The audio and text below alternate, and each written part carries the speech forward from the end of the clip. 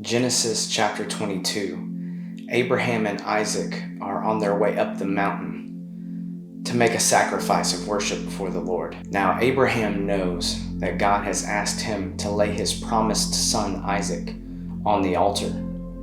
In verse 7, Isaac asks Abraham, "Look, the fire and the wood, but where is the lamb for the burnt offering?" And Abraham said, "God will provide for himself the lamb for the burnt offering, my son." So the two of them walked on together. What an amazing statement.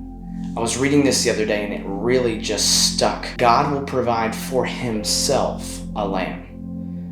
Not God will provide by himself, but God will provide for himself.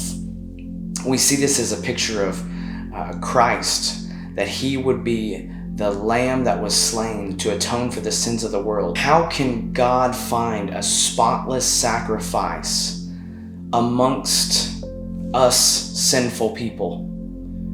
Well, the reality is he couldn't. So he had to provide for himself, of himself, the sacrifice that would atone. Jesus Christ is that lamb that God provided for himself. On that lamb was poured out his wrath, his justice, so that on us could be poured out his mercy.